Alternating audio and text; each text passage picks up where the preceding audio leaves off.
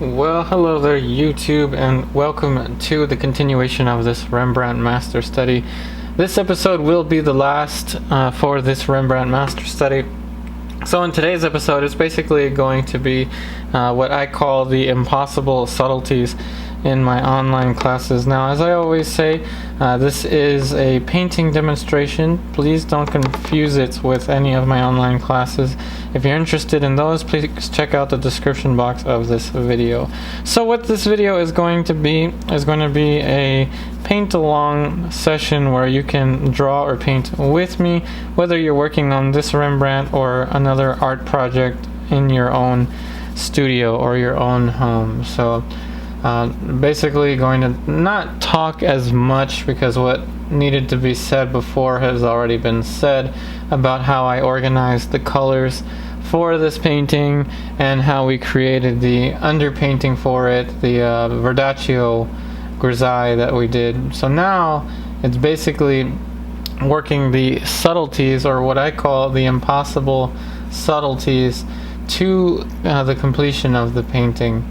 So right now I'm just going in with the background, carving in a little bit. I had his face a tad bit too wide from this angle, and I've been working on this painting for I think a couple hours already today. Some parts of the painting, like around here, are starting to settle in.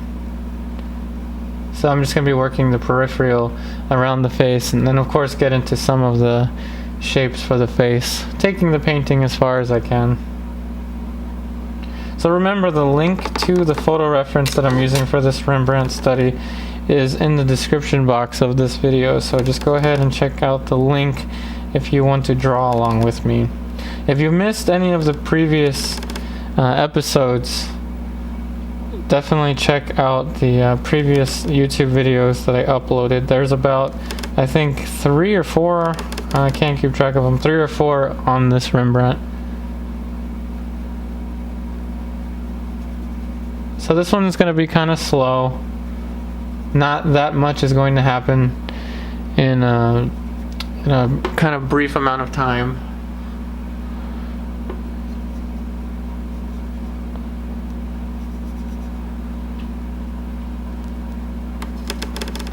So I'm just mixing up the color for this collar.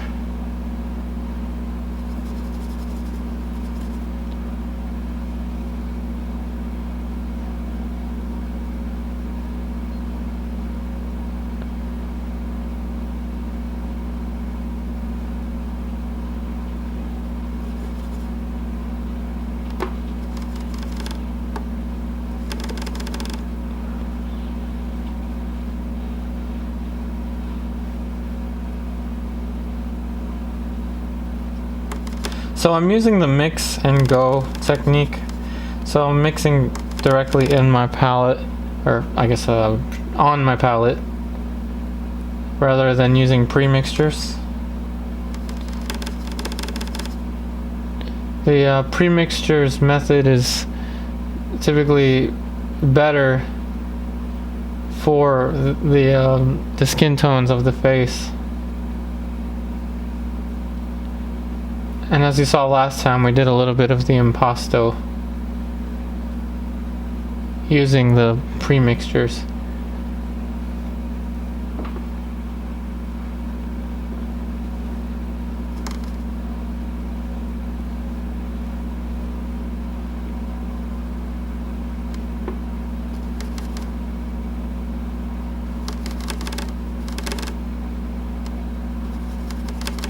And the goal is to get as much painting, as much stuff as I can do in this sitting. Remember, these YouTube videos are designed, I'm designing them so that it's pretty much painting footage where you can just play this video on the side while you're working on your own art projects.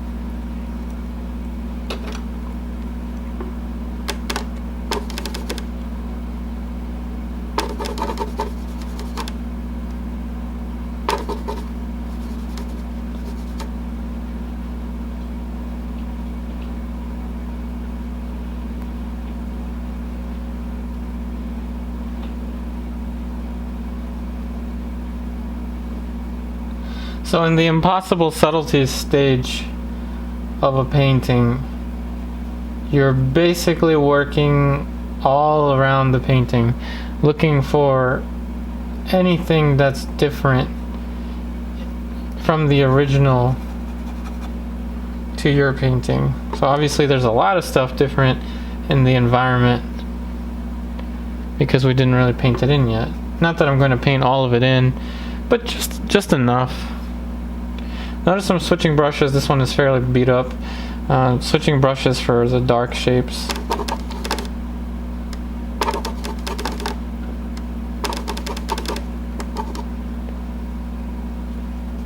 Now for classical colors, the Zorn palette is the best way to learn.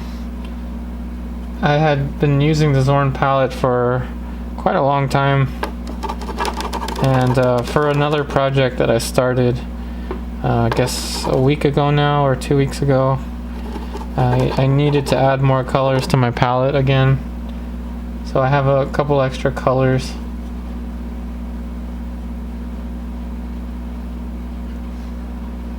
But for a good basis for beginning skin tones, look to the Zorn palette.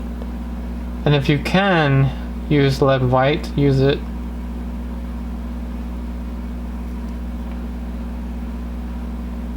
And again, all of the information for what paints I'm using and all that is in the description box of this video.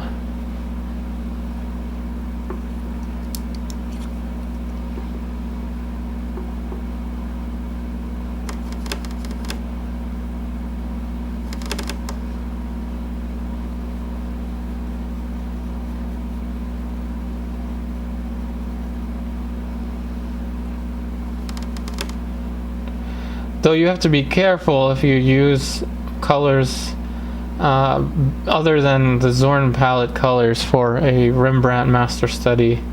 You have to be very cautious of your hue value chroma. Your chroma is how saturated your colors are, and if you think about a color wheel or a color chart, sometimes you can use a more broad array of colors as long as you know how to kill off the chroma if you need to. Chroma and saturation, I kind of just refer to them as the same thing. So for example, right now on my palette, though you can't see it, I'm killing off Viridian using cadmium red. So cadmium red and Viridian, excuse me, did I say vermilion? Viridian, I wish I had vermilion. Viridian is a pretty useful green to use for almost any circumstance. So by mixing complementary colors with one another, remember complementary colors are across from one another on the color wheel, you can bring down saturation and sometimes get really nice neutrals.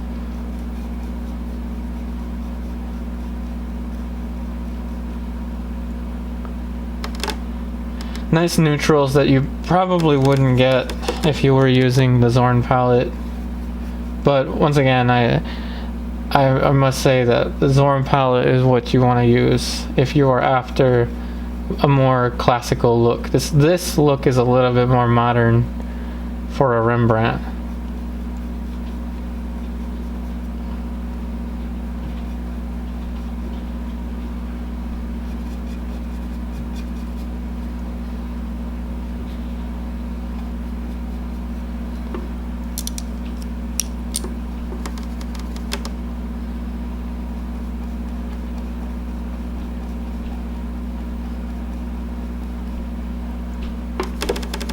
And sometimes you can mix complementary colors with one another rather than jumping right into, say, raw umber or burnt umber. So if you want to get a nice dark brown, for example, you can go with something like, say, cadmium orange and ultramarine blue.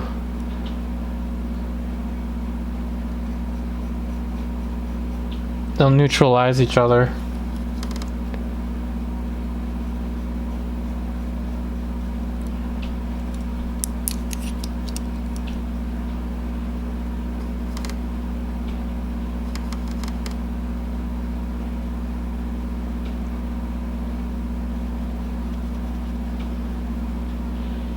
Now there's a lot of detail in this Rembrandt that I'm definitely not going to get to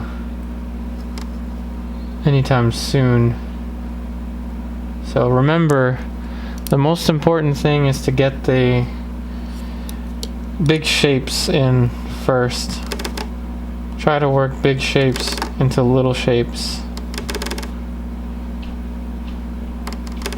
Some of the most complex subjects in painting are surprisingly simple, and the hard part about it, what makes it so hard, is how simple it is. And most of the time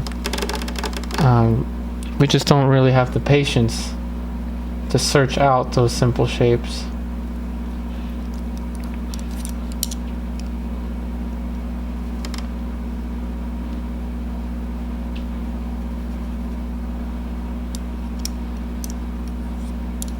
So for instance, this skin tone that I'm trying to get at is not as bright. Nowhere near as bright. So I'm going with purple and orange.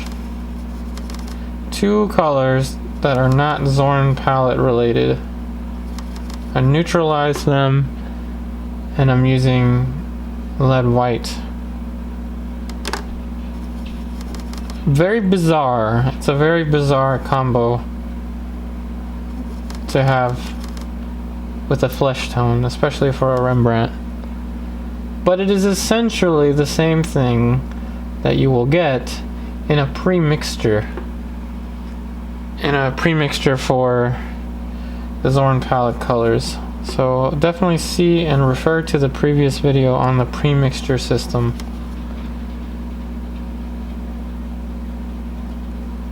However, if you're using mix and go technique, like I'm doing here, you can bypass a lot of the premixtures at your own risk, because the premixtures organize, the way that premixtures organize the palette is just, it is infallible, I don't even know what the right word is. It's it just makes it much easier to paint. The only problem is it limits your color range and your color variation range. So using premixtures is great for your values, but your colors will be predictable. Another nice thing about having an expanded palette is you can obtain dark tones without going straight to black. Remember, the Zorn palette, the only way to get a dark color is to introduce more of ivory black into it.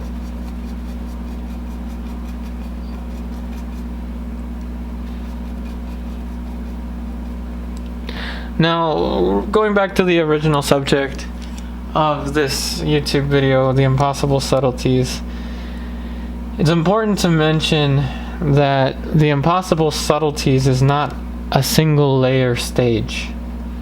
Now obviously those of you that have training in the arts are like, impossible subtleties, that's not something they taught me in the atelier. Impossible subtleties is just a term that I came up with for that stage in a painting where it's not always that apparent what to do, where to go.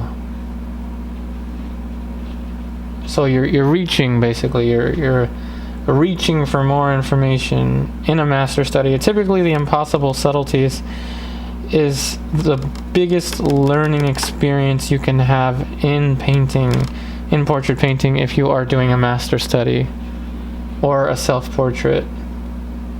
The reason I'm telling you this is because if you are painting from a photo reference, especially from a photo reference that you did not take, and you don't have much knowledge about photo references, and basically you don't have much knowledge about painting yet, what happens is if you're working on a painting from a photo reference, say you're painting something for a friend, or you're painting something from a magazine or whatever, you don't have control over the simplicity of the shapes, especially between light and shadow.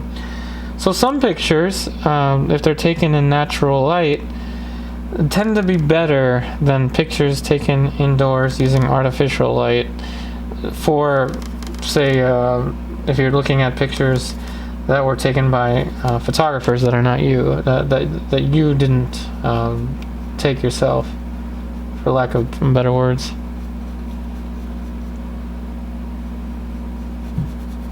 So you just have to trust me. With the Impossible Subtleties stage, this is the biggest learning experience you can have in painting in general. This is the biggest learning experience. I mean, it's all a learning experience, right? However, doing master studies and getting to this point, getting to the Impossible Subtleties point, it will take you further because you learn discipline in terms of your patience, your color mixing, your values. You also learn to see what the old masters saw. A buddy of mine named Marshall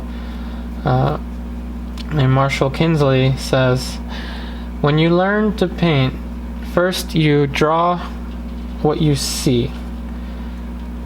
Once you're just starting out, you draw what you see. When you spend more time learning, you draw or you paint what you know. And after you've had enough experience, you draw or paint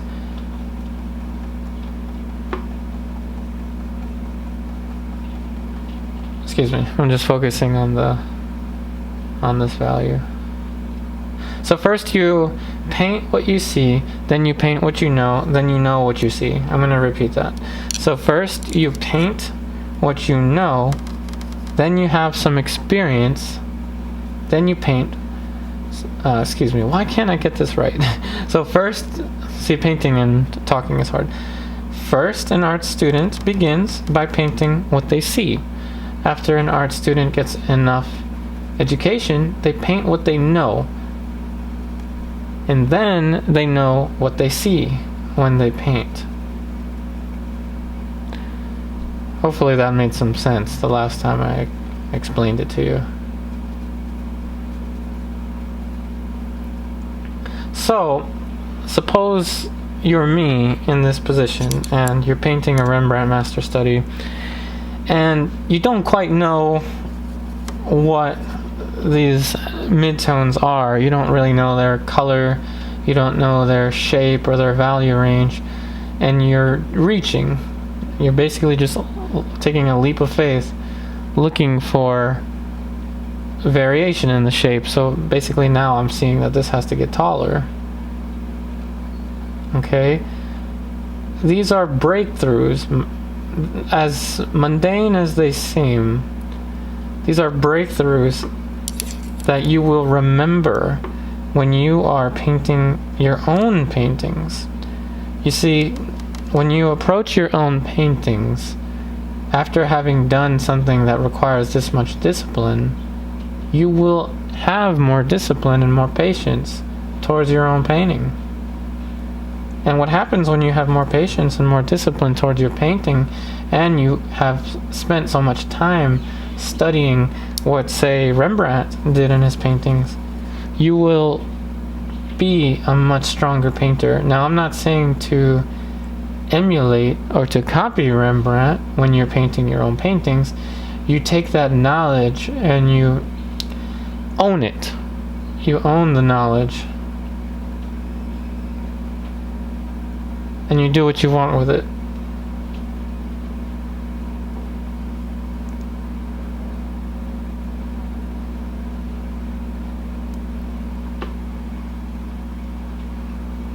Alright, now I'm just going to keep focusing on the painting.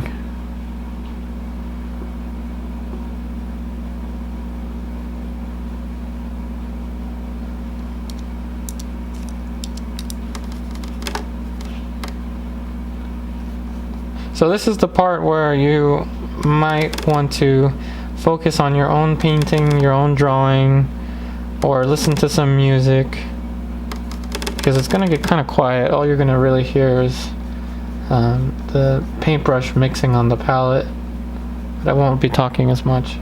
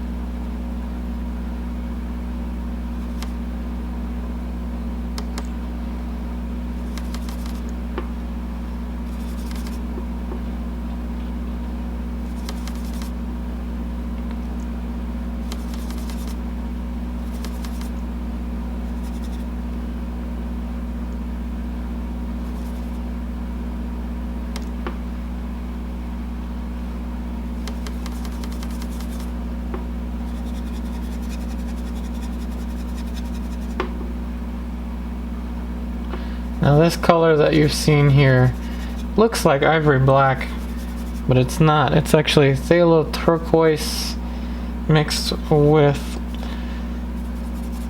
Alizarin Crimson and Viridian.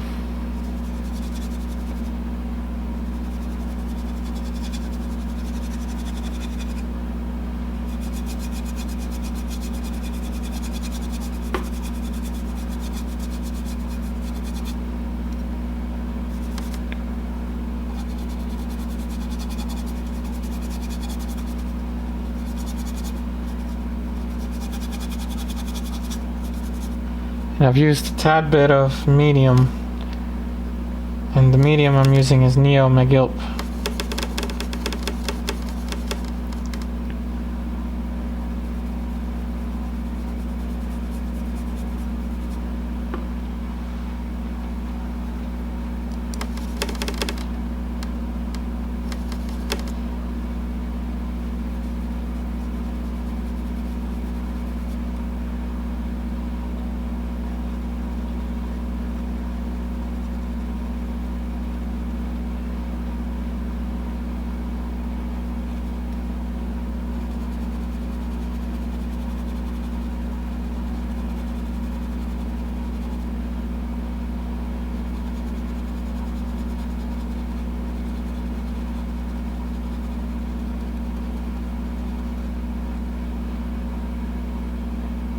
I must warn you though, that phthalo anything is a very dangerous color to use.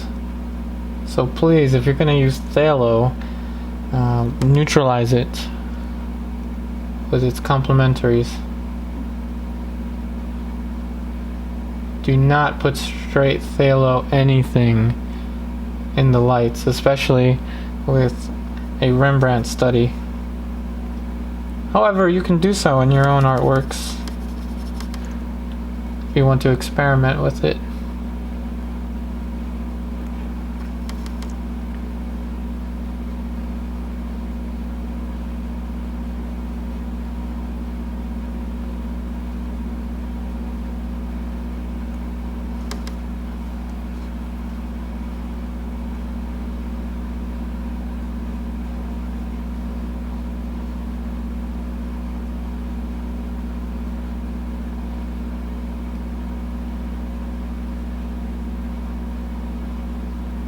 So the edge of this shadow on the forehead is a very important edge.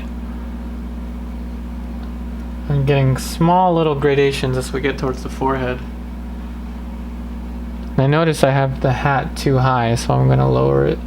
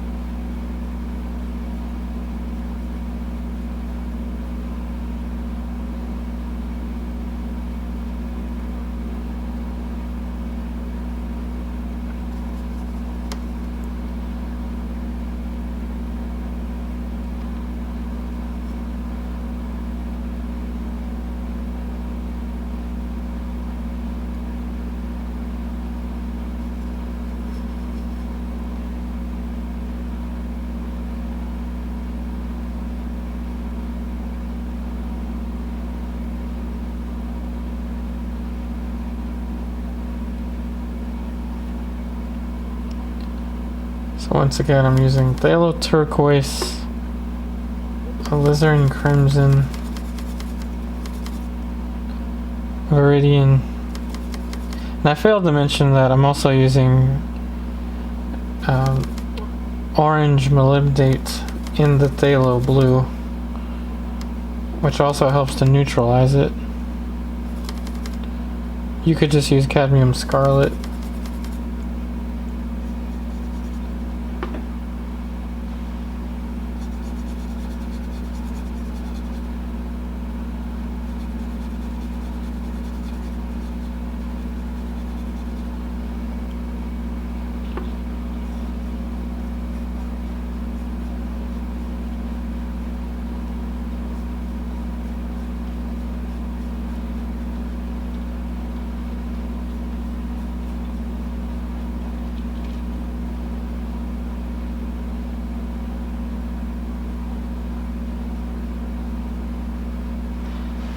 And if you're wondering why I moved the brush so many times instead of just doing one uniform mark like that, it's to control the edges. At this point, especially in the impossible subtleties, the edges are very important.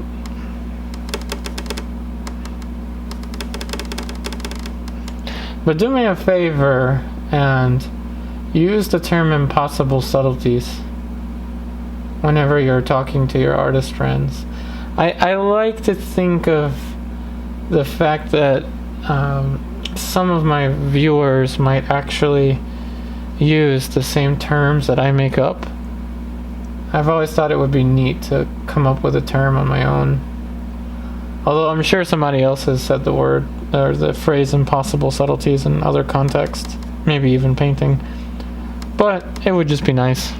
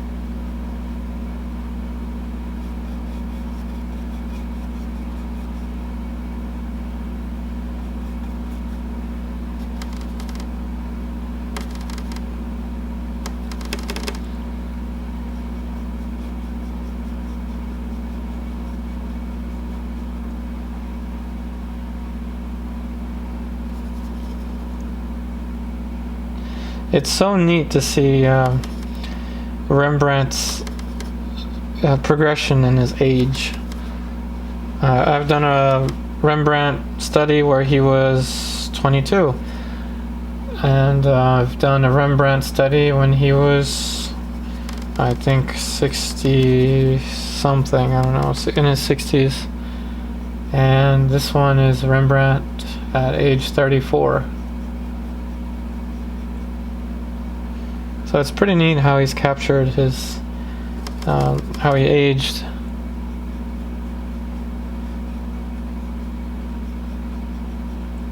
You can also tell the difference in his styles, how he's much more loose in his later years. But in his earlier years, like with this portrait, he's very tight.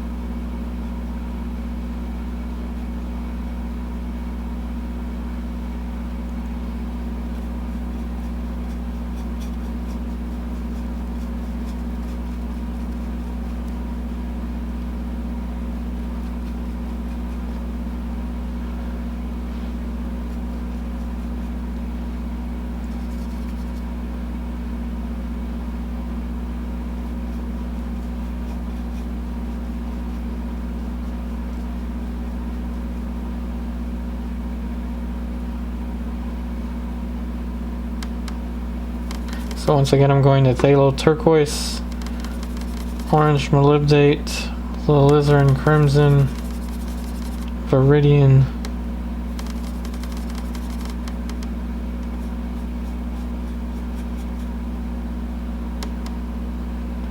phthalo turquoise and alizarin crimson on their own, though it's kind of risky because it is technically kind of purple. is nice to have in the darks, such as that. That's a really nice and rich dark.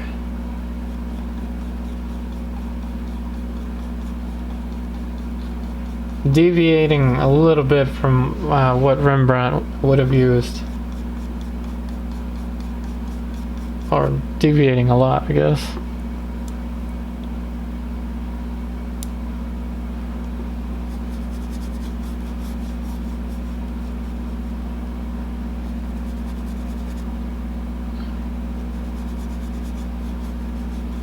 So the hat is actually a little lower. It's not as tall as I initially thought it was. Whoops. But there wasn't much painted in the hat anyway. As I always say, keep your shapes simple and easy, so that when the time comes to make changes, those changes are simple and easy to manage. I was really delighted one time I met a viewer, or someone that was who watched my YouTube videos, and they quoted that same quote to me at an art group.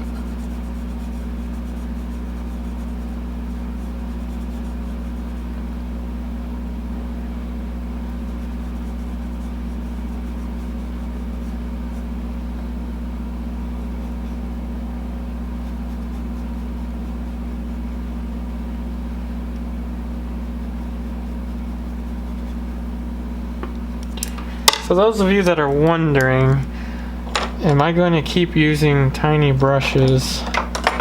Let me tell you, I don't like cleaning brushes, so I really had to debate this in my head. But just for you, I'm going to use a larger brush now, and it's only going to be for the background.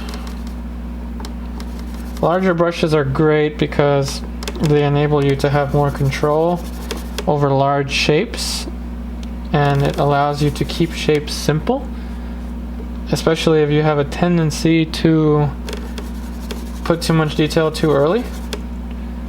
However, if you use a small brush correctly, and there isn't too much of a wrong way to use a brush.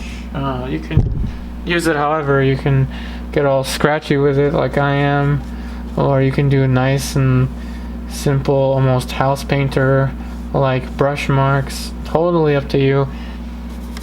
The important thing to note is that smaller brushes give you more control, but the problem with smaller brushes is that you might have a tendency to put in too much details too soon.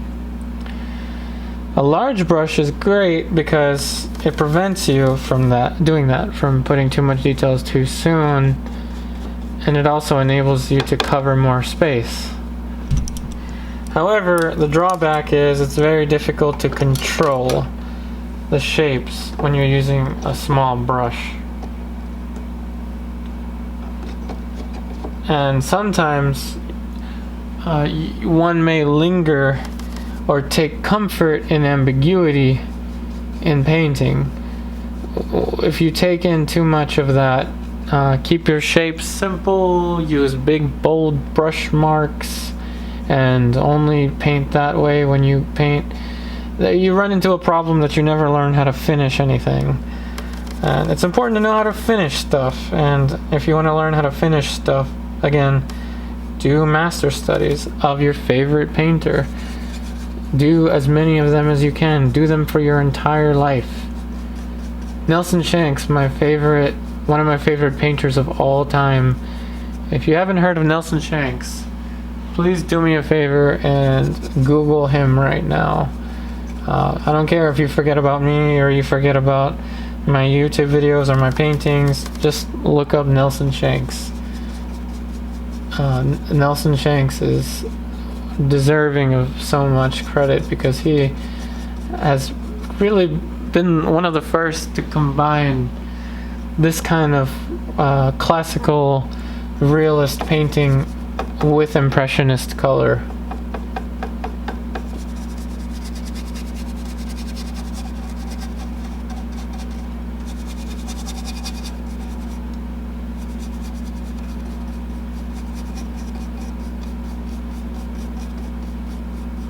But anyway, what was I saying?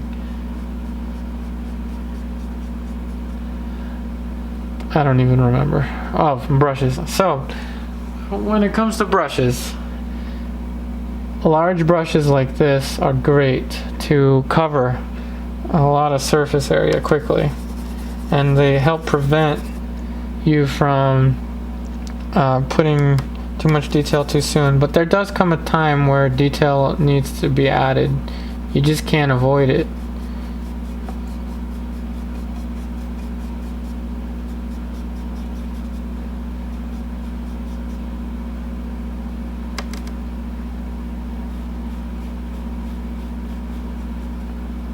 One thing Nelson Shanks would always say is work on your weaknesses. And there is no way that I can do a Rembrandt study and not find a weakness of mine. It's just impossible.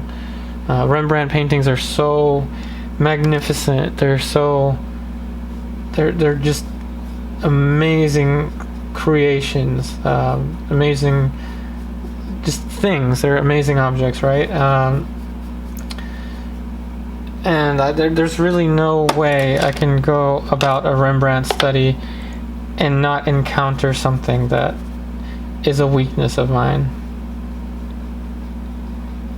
You'd have to have a humongous ego to think that you can do a Rembrandt study and not run into one of your weaknesses. And once again, I bring this up because it's very important. If you're only working from photo references, you may get into a comfortable stage with photo references where it looks good enough. It's alla prima, it's done quickly, and perhaps it's very marketable, but you never really improve. You don't go past those strengths that you have because you don't work on your weaknesses.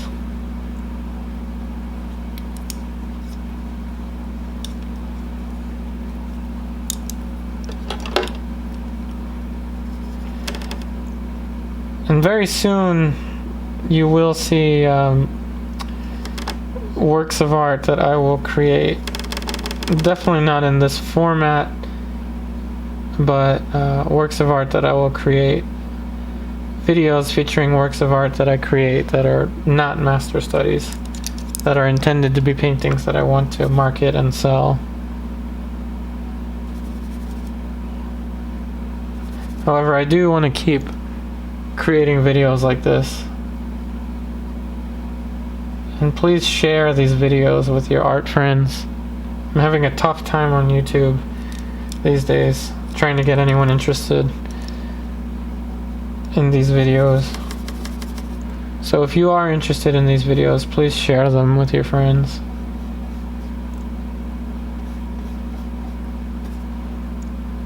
Especially in this fast-paced world. Everything is just always at the push of a button, instant.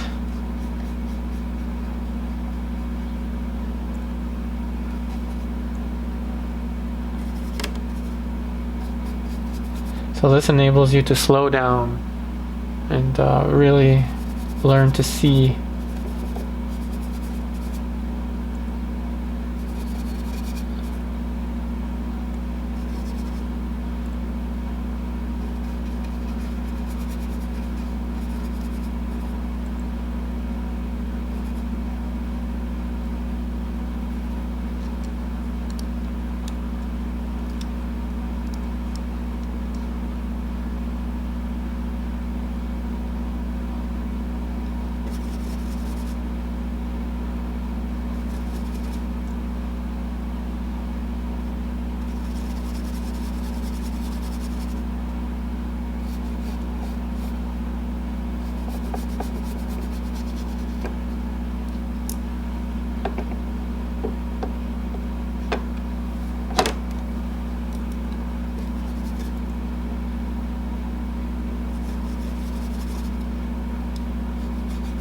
Even the background gets put into consideration for the impossible subtleties.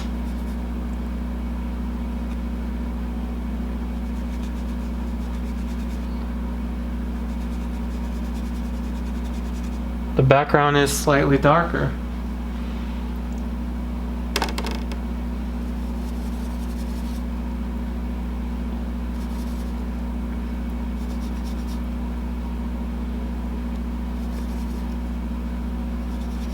Slightly darker and more gray.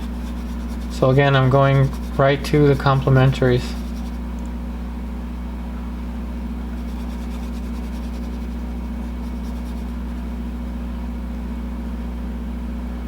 And I almost want to say you need to spend a lot of time with the Zorn palette to really understand color, to really understand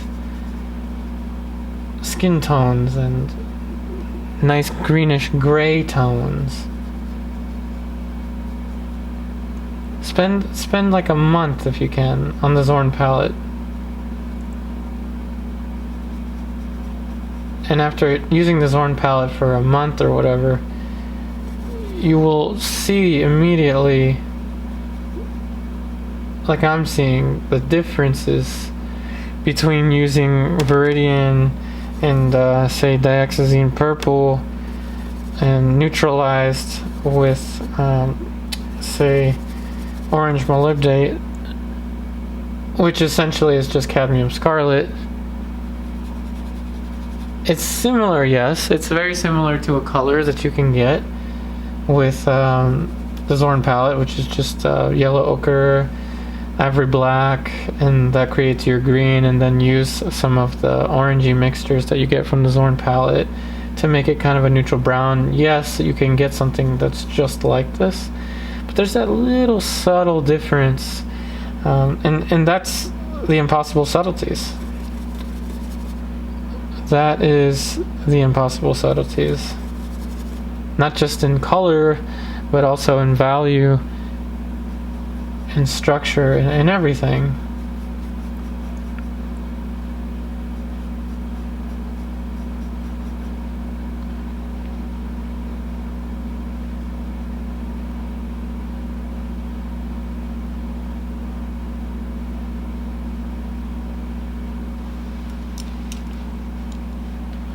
So we're almost there with this painting, and I'm realizing his chin needs to raise a little bit.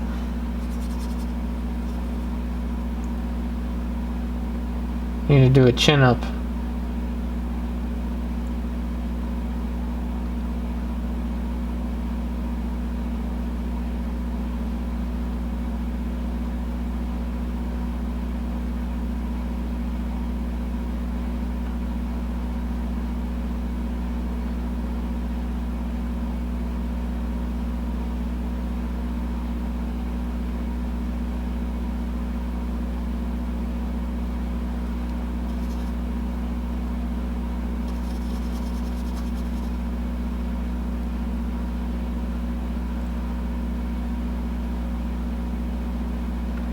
So this is probably the most colorful Rembrandt study I think I've ever done out of all of them. It's got kind of like a bluish glow up here. It's almost like his hat is glowing. Of course it's from the phthalo turquoise, muted out with the other colors, but obviously some of the turquoise still remains, which is pretty neat. It's not classical, but it's in a classical style. And I think now, after having done all of those Zorn palette studies and the continuous study of Rembrandt that I'm doing, I'm now really starting to understand Nelson Shanks more than I understood him before. And not just for his color, but his attention to, I don't know the correct word, his attention to the, I guess the correct word is subtleties. The subtlety in color and value and expression even.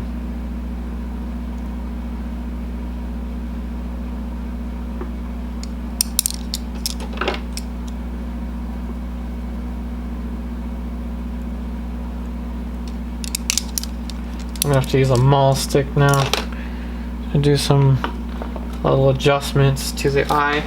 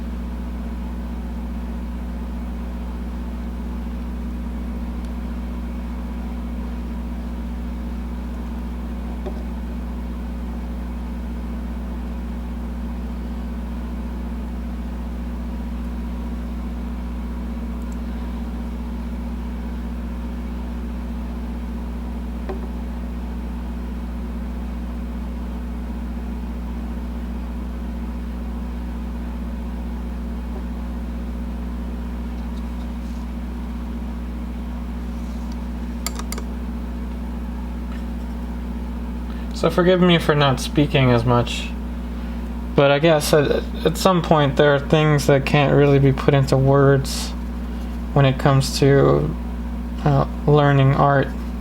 I mean, it is a visual art anyway, and it would be a little strange if everything could be put into words. So there are some things that are just better to show.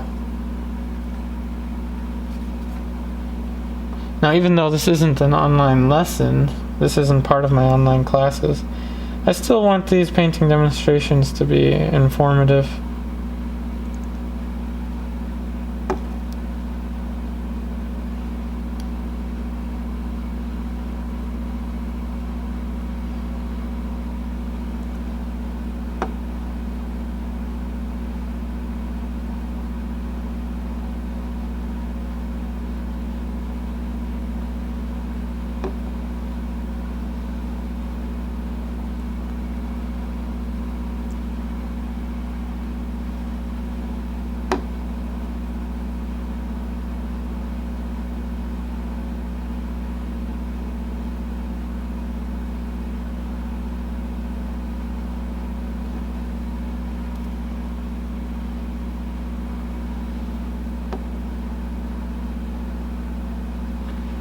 Okay, so that should be the last little adjustment for now. Remember, this painting is by no means complete, but you will see the completed version of this study on my Instagram account, so definitely check out my Instagram if you want to see the completion of this painting and my other artworks. And here is the painting with the camera as close to front and center as I can possibly get it. So the next time we are going to start another master study, whether it's a Rembrandt or something else, I don't quite know. Probably going to be another Rembrandt, but if not, I'm thinking kind of like a Velasquez or something.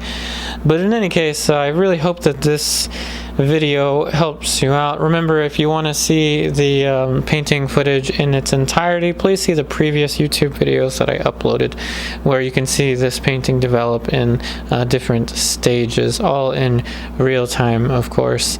That being said, I really hope that this video helps you out. If it does, and you want to take your art education with me further, please check out my online classes on patreon.com/upariartist, or simply just go to the description box of this video, and you will see a link to the online classes. Once again, thank you so much for watching. I really hope that this helps you out. Remember that I will be posting new YouTube videos every Wednesday morning and Saturday morning around 11 a.m. Eastern Standard Time. Take care, and I'll see you on the next one.